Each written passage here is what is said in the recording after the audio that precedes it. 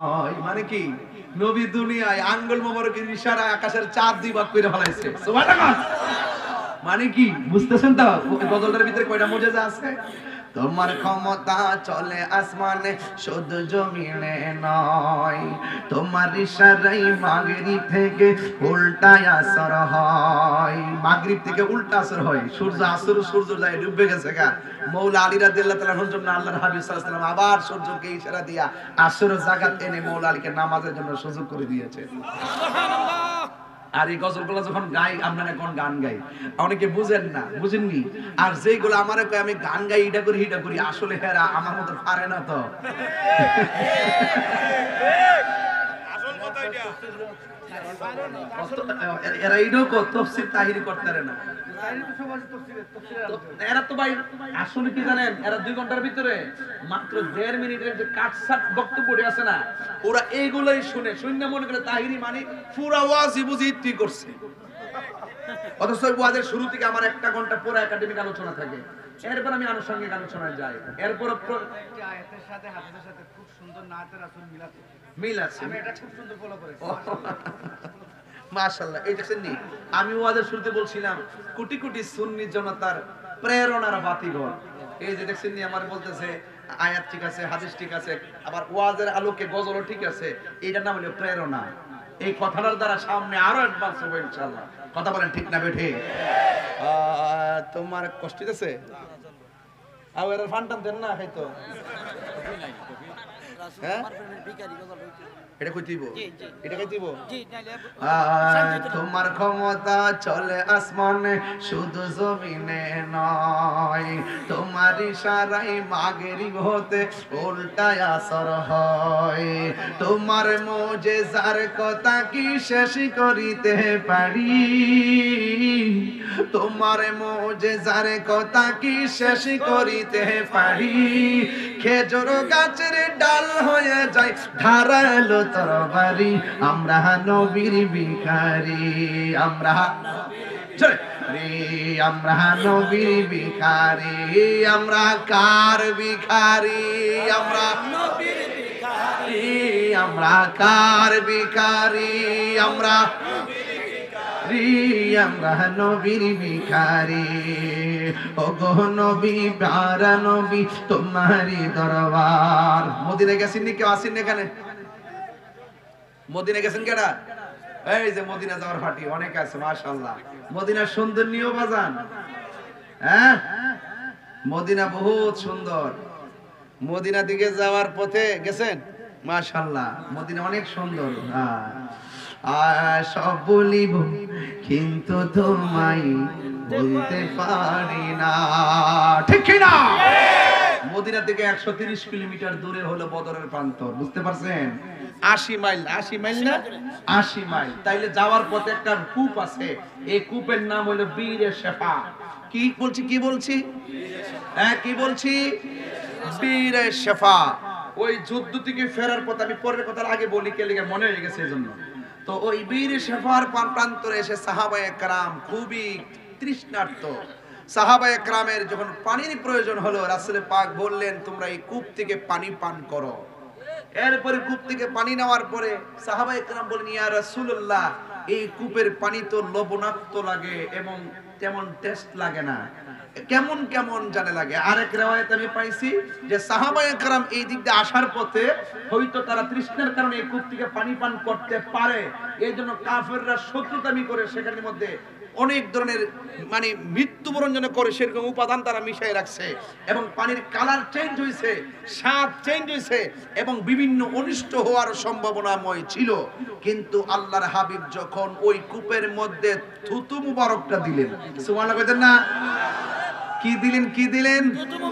থুতু মুবারক দেওয়ার পরে বললেন সাহাবীরা তোমরা খেয়ে নাও। যখন সাহাবায়ে কেরাম পরবর্তীতে পানি পান করতে গেলেন, সাহাবায়ে কেরাম বলেন ইয়া রাসূলুল্লাহ, এত স্বাদের পানি হাদিস শরীফের মধ্যে দেখলাম এই পৃথিবীর মধ্যে সবচাইতে বিশুদ্ধ এবং স্বাদের পানি জমজমের পানি, আর 2 নম্বর সবচাইতে মর্যাদাবান তাৎপর্যপূর্ণ পানি হলো বীরে শেফার পানি। জোরে কোন সুবহানাল্লাহ। আমি আম্মার নিয়ে গেছি ওখানে, আমার আম্মার নিয়ে গেছি, যাই এটার পাশে ছোট্ট একটা ঘর আছে, নামাজ পড়ছি, আম্মু পড়ছে। আমরা এই সাদা যে ক্যান্টিন আছে ছোটগুলো, এইগুলো দিয়া নিজে একবারে খায়া টায়া ক্যান্টিনটা ভইরা এবার বাংলাদেশে নিয়ে আইছি, যেরকম মার হাবাগন। আর এত স্বচ্ছ পানি, কি যে মজা, মার হাবা বলবেন না? এই পানিটা পান করলে আপনার রোগ শেফা হয়ে যায়। আর সবচেয়ে বড় কথা হলো, আমার রাসূল পাকের থুতু মুবারক দেওয়ার সাথে সাথে পানিটা স্বচ্ছ হয়ে গেছিল। এর চাইতে সৌভাগ্য কি আর কিছু হতে পারে? শুধু হজ করতে যাবেন, হজ কাদের সাথে করতে যাবেন? জানগা যার সাথে এর সাথে মন সাথে জানগা। হজ করতে যাবেন তাদের সাথে যারা পিওর সুন্নি, তাদের সাথে গেলে এই ঘটনাগুলো আপনাদেরকে শিখাইবে গাড়িতে বসে বসে, এবং ওই জায়গাতে আপনাদেরকে নিয়ে যাবে। অনেকে জাস্ট শুধুমাত্র একটু আনুষঙ্গিক কইরা দেখায় নিয়ে আসে, এই জায়গাগুলোতে নেয় না। অন্তত পক্ষে 10,000 টাকা বাড়াইয়া নিয়ে হলো এই জায়গাগুলো সবারে ঘুরায় বাস দাঁড়িয়ে দেখাইবেন। এইগুলো কিন্তু অনেক প্রেরণা পাওয়া যায়। কথা বলেন ঠিক না বেঠিক? তো এই জন্য আমার যুবক ভাইরা, এই বীর শেফার পানি, এটা হলো এমন একটা পানি, বীরুন মানে কূপ, বুঝতে পারছেন? আর শেফা মানে আরোগ্য। এই কূপের পানি যখন আপনি পান করবেন, রাসূল পাকের থুতু মুবারকের বরকতে আপনার সেই রোগ বিমারগুলো শেফা হয়ে যেতে পারে কি পারে না? পারেনি, পারেনি, পারেনি। এরপরে আমার নবীগণ, আমার নবী, আপনার নবী রাহমাতুল লিল আলামিন, ওই যুদ্ধের ময়দানে যুদ্ধ শুরু হয়ে গেল। এরপরে আমার নবী তার চোখটা ভালো করে দিলেন, থুতু মুবারক লাগাইয়া দিলেন। এইভাবে যুদ্ধ চলতেছে, যুদ্ধ চলতেছেন। এরপরে আল্লাহর হাবিব আল্লাহর ডাক দিয়ে, আল্লাহ, আমার সাহাবায়ে কেরাম যেভাবে শহীদ হয়ে যাচ্ছি, আল্লাহ আপনি মেহেরবানি করে সহযোগিতা করুন। আল্লাহর হাবিবের কথা মোতাবেক আল্লাহ রাব্বুল আলামিন নবীকে সহযোগিতা শুরু করলেন। কাফেরদের পক্ষে একটা জিন নামছে, কিন্তু দেখা গেছে অযুবক দুষ্ট জিন নেমেছে। আর মুসলমানরা নবীকে ডাক দিয়ে, ইয়া রাসূলুল্লাহ, এদের যেইভাবে আমাদের সামনে আসতেছে, আমাদের দ্বিগুণ তাদেরকে দেখা যায়। এখন আমরা কি করব? যুদ্ধ চলতেছে, এখন রমজান মাস, 17 রমজান। আল্লাহু আকবার কর না কেন? আরো জোরে করে আল্লাহু আকবার, আরো জোরে বলি আল্লাহু আকবার। আমার নবী, আপনার নবী রাহমাতুল লিল আলামিন আল্লাহকে যখন ডাক দিয়ে বললেন, আল্লাহ মেহেরবানি করে গো আমার সাহাবায়ে কেরামদেরকে সহযোগিতা করুন। এবার আল্লাহর পক্ষ থেকে সহযোগিতা এমন ভাবে আসা শুরু করলো, সাহাবায়ে কেরাম বললেন, আমরা এতক্ষণ যুদ্ধ করতে সামনে যেতে পারি না, ওরা আমাদেরকে এমন ভাবে অ্যাটাক করে। কিন্তু আমার নবী দুইটা হাত বাড়ায় দেওয়ার পর এমন ভাবে আসমানি সাহায্য চলে আসতেছে। আমরা যখন কাফেরদেরকে গলার মধ্যে কূপ দিতে যাই, আমরা তাকে দেখি, আমরা কূপ দেওয়ার আগে কাফের কল্লা আলাদা হয়ে যায়। আরো বড় করে কোন আল্লাহু আকবার। আসমানি ওই যে আবাবিল পাখির মতন, ওই যে খানায় কাবা রক্ষা করছি না আমার আল্লাহ পাকের আসমানি প্রোটেকশন। এই প্রোটেকশন এখনো আছে না নাই? অনেকে বুঝে না আর কি, চলতেছে, কিন্তু চলতেছে না, চলতেছে। এই জন্য আমার যুবক ভাইরা রহমাতুল লিল আলামিনের রহমতের দুইটা হাত মোবারক তুলে দিয়েছে, আর সাহাবায়ে কেরাম কাফেরদের সঙ্গে যুদ্ধ শুরু করে দিয়েছে। এবার শুধু তাই নয়, আমার নবী পাকের হাত মোবারকের মধ্যে বালু মোবারক নিলেন। এই বালু মোবারক গুলো নিয়ে আল্লাহর হাবিব কাফেরদেরকে যখন নিক্ষেপ করেন, প্রত্যেকটা বালু কণা তীর হইয়া কাফেরদেরকে আঘাত করেছে। আল্লাহ বলে, ও বন্ধু, যুদ্ধের ময়দানে আপনি যা মেরেছেন সব আমি আল্লাহই মেরেছি। জোরে কন্যা সুবহানাল্লাহ। রহমতে আলম নূরে মুজাসসাম, রহমতে আলম নূরে মুজাসসাম, সাহাবীরা আতর বানায় ওই নবীজির ঘাম বলো না, সাহাবীরা আতর বানায় ওই নবীজির গাম। চিনো জানো মানো কেমন আমার নবীজি, চিনো জানো মানো কেমন আমার নবীজি, যাহার প্রেমে পাগল চন্দ্র তারকারাজি। বলো চিনো জানো মানো কেমন যাহার প্রেমে পাগল চন্দ্র তারকারাজি। তোমরা আরো শুনবানি সুন্দর কাহিনী, আরো শুনবানি সুন্দর কাহিনী জান্নাতের রুমে রুমে লেখা নবীর নাম বলো না জান্নাতের রুমে রুমে লেখা নবীর নাম বলো না রহমতে আলম নবী নূরে মুজাসসাম রহমতে আলম নবী নূরে মুজাসসাম সাহাবীরা আতর বানায় ওই নবীর ঘাম বলো না সাহাবীরা আতর বানায় ওই নবীর ঘাম জোরে জোরে কি আল্লাহু আকবার বলা যাবে না আল্লাহু আকবার হায়রে ও আমার যুবক আল্লাহ বলেন ইজতাকুলু লিল মুমিনিনা আলা ইয়াকফিয়াকুম আইয়ুমিদ্দাকুম রাব্বুকুম বিসালাসাতি আলাফিন মিনাল মালাইকাতি মুনজালিন আল্লাহ রাব্বুল আলামিন কই বন্ধু আপনি মুমিনদেরকে বলেছিলেন ও বন্ধু স্মরণ করো সেই সময়ের কথা আপনি মুমিনদেরকে বলেছিলেন তোমাদের কি এটা যথেষ্ট নয় আলা ইয়াকফিয়াকুম আইয়াকফিয়াকুম তোমাদের জন্য কি যথেষ্ট নয় যে রব্বুকুম তোমাদের রব বিসালাসাতি আলাফিন মিনাল মালাইকাতি মুনজালিন তোমরা যখন এই কাফেরদের মোকাবেলায় আমার কাছে বলেছিলে যুদ্ধের ময়দানে তোমাদের সংখ্যা দ্বিগুণ মনে হচ্ছে তখন আল্লাহ রাব্বুল আলামিন আসমান থেকে তোমাদেরকে সহযোগিতা করার জন্য 3000 ফেরেশতা নামায়ে দিয়েছেন কয় হাজার 3000 ফেরেশতা নামায়ে দিয়েছেন এটা কি তোমাদের জন্য যথেষ্ট নয় জবানটা খুলে বলেন দেওয়ার মালিক কে আল্লাহ নবীর পক্ষে থাকলে খোদাই প্রোটেকশন রেডি আছে কথা বলেন ঠিক কিনা নবী আছে রব আছে নবী নাই রবের রহমত নাই কথা বলেন ঠিক কিনা তাইলে এখন কি ভয় পাওয়ার কিছু আছে 313 সাথে যুক্ত হয়েছে কয় হাজার দেখো না কয় হাজার 3000 শুধুমাত্র তাই নয় যুবক ভাইরা আমার আরো আছে এর বেশি আর যাব না আল্লাহর হাবিব সাল্লাল্লাহু আলাইহি ওয়াসাল্লামের সাহাবীরা দেখতেছেন আমরা কূপ দেওয়ার আগে কাফেরদের কল্লা পড়ে যায় এরপরে দেখেন এরপরে যুদ্ধের মাঠে আব্দুর রহমান ইবনে আউফ সম্ভবত রাদিয়াল্লাহু তাআলা আনহু দাঁড়ায় আছেন এক জায়গার ভিতরে যখন দাঁড়ায় আছে তখন ওই জায়গাতে ছোট্ট দুইটা বাচ্চা যায় কয় দাঁড়ায় রইছেন কে লাগা সুবহানাল্লাহ আরো বড় করে এই ছোট্ট দুইটা বাচ্চা কিন্তু নবী পাকের সঙ্গে কিন্তু যুদ্ধের মাঠে আসছে সুবহানাল্লাহ করে দিন না ডাক দিয়ে কইতেছে দাঁড়াই দেখেন না আবু জাহিলরা দেখছেন নি কাফেরদের সেনাপতিরা দেখছেন নি বাচ্চাটি কি ছোট না বড় ছোট্ট দুইটা বাচ্চা কয় আবু জাহিলরা দেখছেন নি তখন কোন তো কেমনটা লাগে এরপরে কহ দেখছি তো ওই যে গুড়ার উপরে এখন ছোট্ট দুইটা বাচ্চা আস্তে আস্তে গুড়াটার কাছে গেছে যাইয়া দে আবু জাহিল অনেক উঁচা জায়গায় ছোট বাচ্চা লাগাল না একবার লোকে পরামর্শ করে ভাই আমি দিমু গুড়ার পাউডার তুই দিবি ভাই আবু জাহিলের পাউডার আল্লাহু আকবার আর জোরে কইতেন সুবহানাল্লাহ কইতেন না আল্লাহু আকবার জোরে কর না কেন আল্লাহু আকবার আর জোরে আল্লাহু আকবার কর না কেন আল্লাহু আকবার এটা কি গায়ের জোর না প্রেমের জোর প্রেমের জোর প্রেমের কোনো বয়স আছে রে নাই ছোট ছোট বাচ্চা একবার ছোট বাচ্চা পর্যন্ত আমার ভুল হইতে ওয়াজে করেন আমি কইছি নীরব না বিপ্লব দেখো বিপ্লব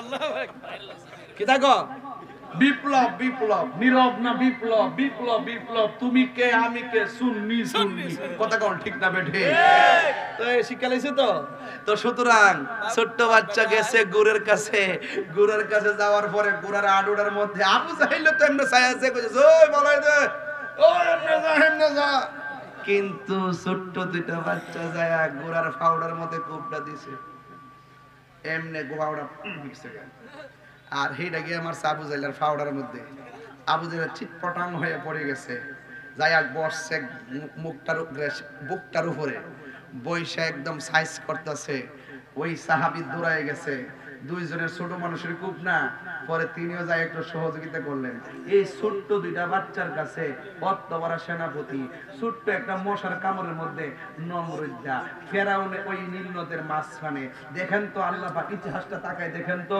যারা জালেম যারা জুলুম যারা অত্যাচার করেছে যারা অবিচার করেছে যারা খুন করেছে যারা গুম করেছে যারা মানুষকে ঠকিয়েছে যারা মানুষের উপরে জুলুম করে, যারা হককে দাফন করার জন্য চেষ্টা করে, যারা মানুষের অধিকারকে লুণ্ঠন করে এবং যারা সত্যিকার হককে লুণ্ঠন করা আর দাফন করার জন্য ষড়যন্ত্র করে। ইতিহাসটা তাকায় দেখেন, নমরুদ্দা জুতাটা বাড়ি দে, জুতাটা বাড়ি দে, জুতাটা বাড়ি দে, জুতাটা বাড়ি দে, জুতাটা বাড়ি দে। ফাত্তর দিয়ে বাড়ি দিলে হের আরাম লাগে না, জুতা দিয়ে বাড়ি দিলে আরাম লাগে। ল্যাংরা মশা নমরুদ্দের নাহে দিয়া ঢুকাইছে, মগজ কামড় দে, তাকদা জুতাটা বাড়ি দে। কথা বলেন না কেন, কথা বলেন না কেন? শুনেন, বত ভালোয়ানগিরি করো না কেন, মরণটা হবে নিকৃষ্ট। বুঝতে পারতেছেন? বুঝতে পারতেছেন? ছোট্ট এত বড় আবু জাহিল্লা, বাবা বাবা, এত বড় সেনাপতি কাফেরদের দুইটা বাচ্চার হাতে আল্লাহ তারে কি দিছে? মৃত্যু দিছে। তো বুঝতে পারতেছেন আবু জাহিল্লা কিন্তু শেষ, আর ছোট দুইটা বাচ্চার কাছে কিন্তু আবু জাহিল্লা বিদায় হয়ে গেছে। এবার কাফেররা বলতেছে কি ঘটনাটা কিতা, আমরা যে এমন ভাবে মারলাম, আমরা কূপ দেওয়ার আগে ফেরেশতারা, আমরা কূপ দেওয়ার আগে কাফেরদের চেহারা আলগা হয়ে যায়। কারণটা কি? কারণটা তো একটাই, আল্লাহ বলছেন মুসলমানদেরকে সহযোগিতা করেছেন, ওয়ালাকাদ নাসরাকুমুল্লাহু বিবাদরি ওয়া আনতুম আযিল্লা। যখন তোমরা দুর্বল ছিলে, আমি আল্লাহ তোমাদেরকে আমি খোদাই প্রোটেকশন দিয়ে সাহায্য করেছি। কথা বলেন ঠিক কিনা? তাহলে যুদ্ধের জয় পরাজয় সংখ্যার উপর নির্ভর করে না, যুদ্ধের জয় পরাজয় নির্ভর করে আল্লাহর উপরে আস্থা আর বিশ্বাসের কারণে। এই জন্য যুবক ভাইরা আমার, হিমশিম খাবেন না, টেনশন করবেন না। গরিব হইতে পারেন, গরিব হইতে পারেন, টাকা না থাকতে পারে, বিমান ভাড়া না থাকতে পারে, আপনার পাসপোর্ট না থাকতে পারে, যদি প্রেম থাকে, মদিনাওয়ালা আপনার ঘরে ডামেশ্বরে ডেমেশ্বরে ভাঙ্গা করে এসে দিদার দেওয়ার ক্ষমতা আছে না? হাত তুলে বলো, আছে না নাই? এইটা হলো সুন্নিদের বিশ্বাস। এটা কার বিশ্বাস? সুন্নিদের বিশ্বাস। সুন্নিদের বিশ্বাস। এই বিশ্বাস আমাদের থাকবে কি থাকবে না? আরো জবান খুলে থাকবে কি থাকবে না? মুসলমানরা এই যুদ্ধের মধ্যে বিজয়ী হয়েছে, আলহামদুলিল্লাহ। কোন না কেন? এবার মুসলমানদের কয়জন শহীদ হইল? 14 জন। জোরে কোন কয়জন? শুনেন, এটা মনে রাখবেন, এটা পরীক্ষা তো আসবে। মুসলমানদের সর্বপ্রথম ইসলামের যুদ্ধ, কাফেরদের সঙ্গে মুসলমানদের প্রথম যুদ্ধের নাম কি? বদরের যুদ্ধ। এটা মনে রাখবেন। এই বদর উপত্যকাটা যখন হজে যাবেন, অবশ্যই ওই জায়গার মধ্যে যাবেন। গেলে আপনি অনেক শান্তি পাবেন, আমার মতো আপনারা শান্তি পাবেন। আমি তো ওখানে গিয়ে গিয়ে অনেক কথা বলেছি, অনেক তথ্য জানার চেষ্টা করেছি। আর ওই সাদা বালুর নির্মিত সেই উঁচা জায়গা যেখানে ফেরেশতা নাম ছিল, সেই জায়গাটা দেখে আসছি। আলহামদুলিল্লাহ বলবেন না? আর যদি আলহামদুলিল্লাহ বলেন না কেন? এর আওয়াজ করে বলেন, আল্লাহর সাহায্য এখনো আছে না নাই? এই বদরের যুদ্ধ থেকে আমাদের শিক্ষা কি জানেন? যে আমাদের যতটুকু হোক, শরীর দুর্বল হোক, কিন্তু মনোবলটা অনেক বড় লাগবে, ইমানি পাওয়ারটা একটু বেশি লাগবে। আল্লাহ পাক যেন আমাদের সকলকে বোঝার তৌফিক দান করে, আমিন বলেন। আরো জোরে বলেন না আমিন। একটু মালিকের জিকির করব, রাজি আছেন না নাই? এই রমজান মাসে আমরা কি একসঙ্গে দোয়া করে বাড়ি যেতে পারি না? আর যারা পারি কি পারি না? তাহলে কেউ কিন্তু উঠবেন না, উঠবেন। এই মুরব্বি বাবা, এই এই এই ছেলে দেখকে ফলাইছি, কিন্তু লরণ যেত না। আমি রাত্র বেশি হয়েছে দিকে ডাইরেক্ট ওয়াজ ঢুকে গেছি। যদি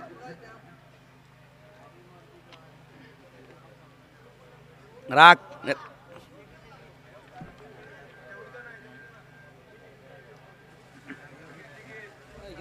আরে ঘোড়ার মাংস খাওয়া কি যাবে?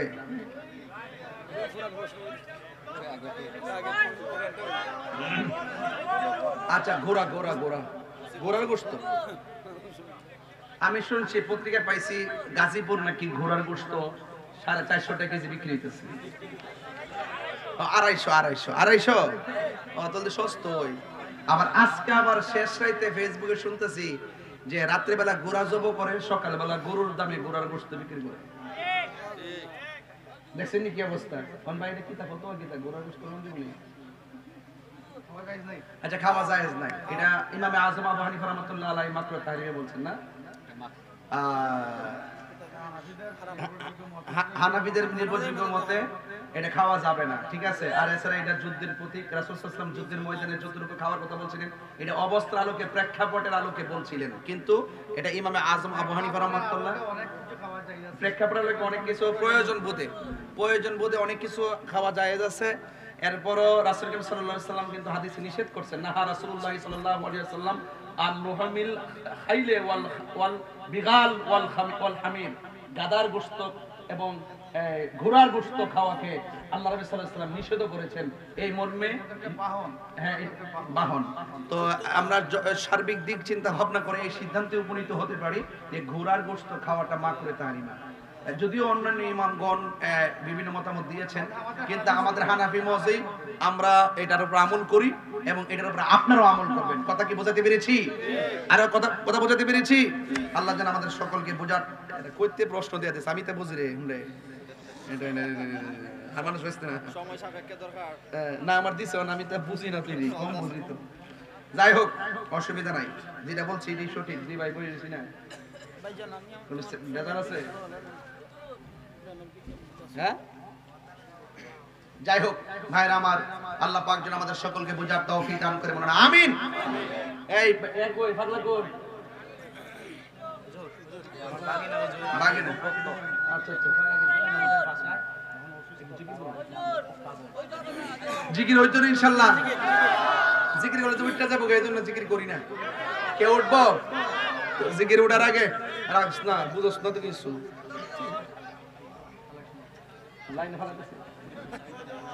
এই আজান হইতো, গোড়ার গোশত কেমন যাইব নি? আমল করতেন নি? মাশাআল্লাহ মাশাআল্লাহ, দেখা করতেছে। আলহামদুলিল্লাহ, থ্যাংক ইউ বাবা। আচ্ছা তুইলো। এই মাহফিল কমিটি ওই লোকটা কোথায়? কালেকশনটা কি নগদ না বাকি? নগদ বাকি। আরে বাবা, বাকিতে এবং নগদে উনি থাকলে সুবিধা হইলে। এই পুরো প্যান্ডেলটা কত লাগছে কো? 30,000। মাইক প্যান্ডেল মিললা 30,000। আমরা এলাকা ধরে লাগলো 90,000 বাকি। আচ্ছা, এই যে উঠতেছে, দেখছেন? এই যে দেখেন, এই দেখছেন? এই যে কথা দিয়ে কথা রাখে না, এটা ঠিক না বাবারে। এই শুনেন, মাইক বালা আমি বালা না। এই শুনেন, আপনারা উঠেন কেন? টাকা দেন আর না দেন, আমি কিন্তু তাড়াহুড়ো করে ওয়াজ করছি, কি জানেন? রাত্র গভীর হইলে আমি একটু কাট করে দিই, একটার বাইরে নেওয়া ওয়াজ ঠিক না।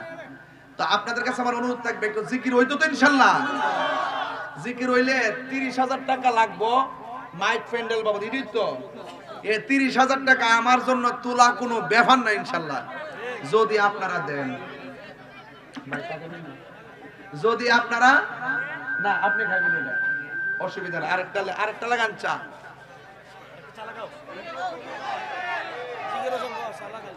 যাই হোক, এই 30,000 টাকা আমার জন্য কোনো ব্যাপার না, যদি আপনারা দেন। বিসমিল্লাহির রহমানির রহিম। 6 জন লোক চামো, পাঞ্জাতনের পাগল, আর কিছু আমরা পাঞ্জাতন তার কিছু বুঝি না। দিলেতে বাসনা আমার পাই যেন দর্শন, মুর্শিদ পাক পাঞ্জাতন, মুর্শিদ পাঞ্জাতন, মুর্শিদ পাক পাঞ্জাতন। দিলেতে বাসনা আমার, মনেতে বাসনা আমার, পাই যেন দর্শন, মুর্শিদ পাক পাঞ্জাতন। ঠিক কি না বাবা? পাগল হয়েছে দি। আরে মাশাআল্লাহ মাশাআল্লাহ, আলহামদুলিল্লাহ। কোন জাগিরে পরে গামু, আজকেটা শানও গামু ইনশাআল্লাহ। একটা লোক হাত দিলে ফানকাতনের পাগল, হুজুর প্রথম টাকাটা আমি দিমু ভ্যান্ডেল আর মাইক বাবদ 5,000 টাকা। একজন দিবেন 5,000 দেন। আগামী বছর এই মাহফিলে 5,000 টাকা দিবেন। কে দিবেন? হাত তোলেন। আদিস মিয়া দুবাই প্রবাসী ব্যবসায়ী 10,000 টাকা। মাশাআল্লাহ, টিয়ার বাপ দেয়াই বসছে রে। মোহাম্মদ হাদিস মিয়া দুবাই প্রবাসী বিজনেসম্যান, আচ্ছা ব্যবসায়ী, তিনি দিবেন। ওনারা হলেন কি আমাদের রেমিটেন্স যোদ্ধা। কথা কোন ঠিক কিনা? এটাকে সম্মান করি আমরা অনেক। তিনি দিবেন 10,000 টাকা। বলেন মারহাবা, নারে তাকবীর, নারে রিসালাত। পাইলে নিরালাই গো নবী, তুই কদমে চুমু খাবো, তুই কদমে চুমু খাবো, চরণে ধুলি মাখবো গাই। পাইলে নিরালাই গো নবী, আল্লাহ আপনি কবুল করেন, মঞ্জুর করেন হাদিস শরীফের দান। এই দানের উসিলায় মারকুল বাবার কুল সবার জীবনের গুনাহ মাফ করে দিও, এমন টাকার মালিক বানায়া দিও যেন মদিনায় যাই আমার নবীরে বারবার সালাম দিতে পারি। চাইছিলাম 5, পাইছি কত? আর কত লাগে টোটাল? 4 জন দিলে তো 20,000 হয়ে যায়।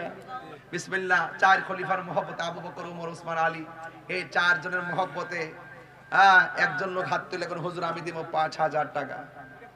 5, 10 পাইছি, 5 দেন। এই রমজান মাস দিলে লস নাই, লাভ।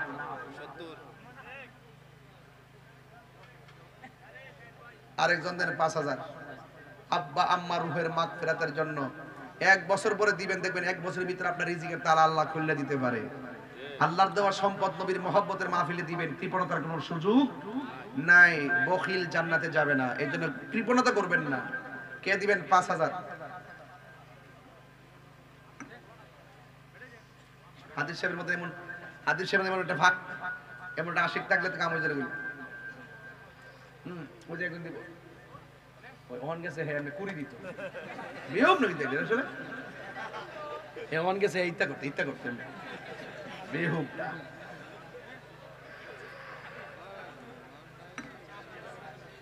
চাটা স্বাদ হয়েছে, একটা চা বানাও আমার জন্য আস্তে আস্তে। আর তো আপনারা চিনি আমি, আপনারা ফাম্পম দিয়ে কয়তেন পরে আমার 5 টাকাই থাম রুদ্র ওয়াজ করছি, অ্যালবাম কমপ্লিট হয়ে গেছে। আর ইউটিউবার এখন যে কথা বলছি সেটা দিও না, দিলে কিন্তু একবারে অবস্থা ভয়াবহ হইব। আগের দিন না গেলে মনে কিন্তু অ্যাকশন শুরু হয়ে যাবে ডাইরেক্ট। আরেকজনদের হাদিস সাহেব, আপনার কোন সহপাঠী কেউ আইসেনি আজকে? দেন না। আরেকজন দেন কত? শাইন রে, শাইন তুই তো ভাইরাল রে বাবা, কালকে মুরিদ করাইছি। শাইন কি লইছ? মাশাআল্লাহ। কইতে আনছো? হ্যাঁ মিরপুর থেকে ভালো নেই রে। আচ্ছা ঠিক আছে, পরে খাই। হ্যাঁ আচ্ছা ঠিক আছে। হ্যাঁ মধু কি?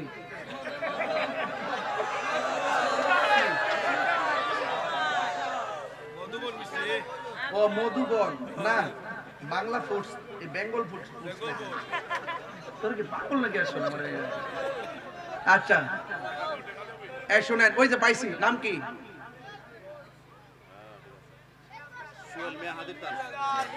সোহেল মিয়া। কত? 5,000। সোহেল মিয়া সাপটি গাদার ভালো ঠেক কামা, বুঝা যায়। আল্লাহ আপনি কবুল করেন, আর আমিন কন্যা কে লেগে হায়াতে বরকত দেন, কোটি টাকার মালিক বানায় দেন। ও মাশাআল্লাহ। আস্তে শেষ হয়েছে না? শেষ হয়েছে না? শেষ করে দিই। আর কত? 15। শুনেন, এই এই এই এই এই এই বেটা দেখ দে, 1 নম্বর 1 নম্বর 1 নম্বর। আর কত লাগে? এটা আমার জন্য কোনো ব্যাপার না যদি আপনারা দেন। অর্ধেক হইছো তো, আর অর্ধেক লাগবে, এটা ব্যাপার না ইনশাআল্লাহ। আর একজন দেন, হুজুর আমি দিব 5,000 টাকা। কেউ আসেনি? কেডা কেডা? সুজন চিনেননি? আচ্ছা সুজন, টল ফিগার, মানে মোটামুটি লম্বা শরীর তোমরা না, মোটামুটি চেহারা সুন্দর আছে। বিয়ে শাদী করছো? ফেসবুকটা থাক সাবধানে চালাইস, লক্ষণ সুবিধা ধরো না। আল্লাহ সুজনের দানটা আপনি কবুল করেন। আচ্ছা আমি যে এইভাবে কথা বলে আপনাকে রাগ করেন নাকি আবার মাইন্ড করেন? না, মাইন্ড করলে আমি আবার চুপচাপ ওয়াজ করতে পারি, আমি এমন চেহারা করতে পারি, কেউ হাসবেন দূরের কথা, ডোরই কথা কইতেন না। আমার এটার মধ্যে সবকিছু আছে। শাসনের সময় শাসন, ভালোবাসার সময় ভালোবাসা। কথা কন ঠিক কিনা? টাকা কত উঠছে? আর কত? 10। 10 কোনো ব্যাপার না যদি আপনারা দেন। একজন দেন, হুজুর আমি দেব 2,000 টাকা। হাত তোলেন। নাম কি? বাচ্চু মাস্টার। আরে হাতে না দেওয়ার সময় যে হিসাব করে দে।